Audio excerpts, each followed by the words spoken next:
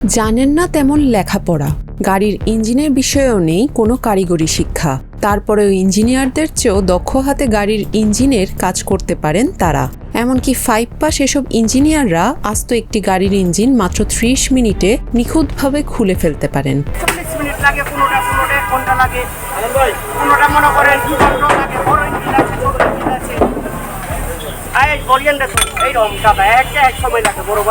গাড়ির বাতিল ইঞ্জিন থেকে পার্টস খুলে সেটা মেরামত করে আবারও ব্যবহার করা হয় নতুন পুরানো গাড়িতে, যা সবই করেন দক্ষ এসব কারিগররা। তাদের হাতে মেরামত হওয়া বিভিন্ন পার্টস চলে যায় নামি দামি সব দোকানে।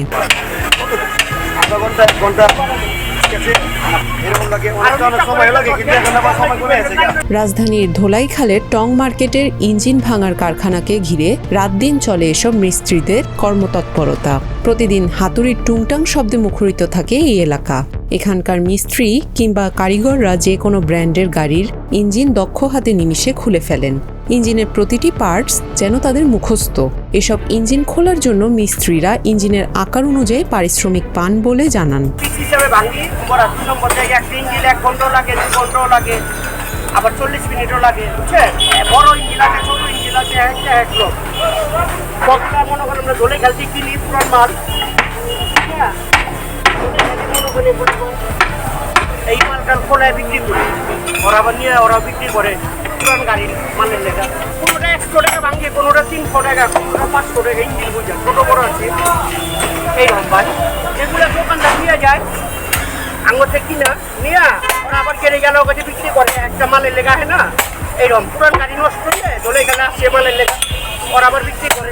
আমরা পিরাবের জগৎ যা আছে, পিরাবের 100 টিএস করলা, জি করলা, প্রিমিও, বক্সি, নোয়া, মানে সব পিরাবের আইটেম যা আছে, পিরাবের গাড়ি।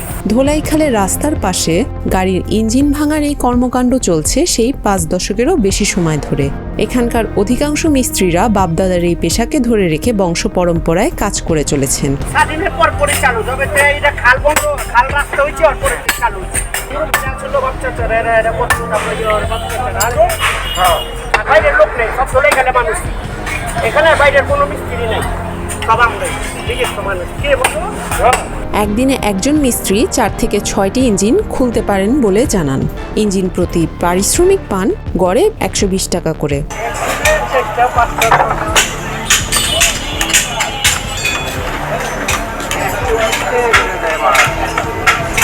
রাজধানীর বিভিন্ন গ্যারেজ থেকে পুরনো ইঞ্জিন সংগ্রহ করে নিয়ে আসেন কারখানার মালিকরা।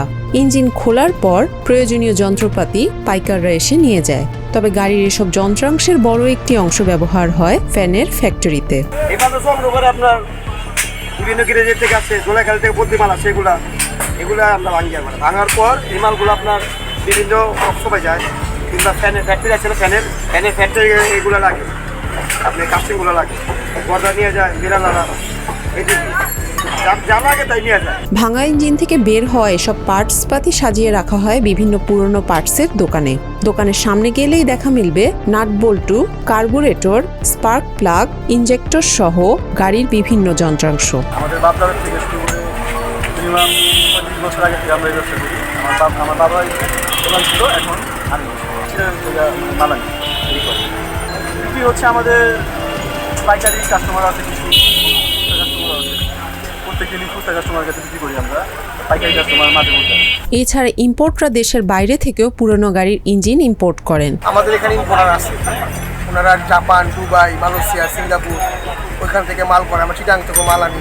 ইঞ্জিন খোলার পর তাদের প্রয়োজনীয় যন্ত্রাংশ রেখে বাকি যন্ত্রপাতি লটে বিক্রি করে দেন বলে জানান এই পেশার সঙ্গে জড়িতরা। এগুলো আপনার গাড়ির পার্টসগুলো হলো পুরোনো গাড়ির পার্টস, এগুলো কিছু আছে রিকন্ডিশন। এগুলো আমাদের কিছু ইম্পোর্টার আছে, ঢাকার কিছু ইম্পোর্টার আছে, কিছু চিটাং ইম্পোর্টার আছে, তারা আনে, তারা আইনা যার যার যে অংশ তারা নেয় এবং তারা একটা লট হিসাবে বিক্রি করে। আমরা ওগুলো নিয়ে আইসা আমরা এগুলো সুন্দর করে ধুয়ে মুছা তেল দিয়ে ধুয়ে সুন্দর করে দোকানে সাজাই।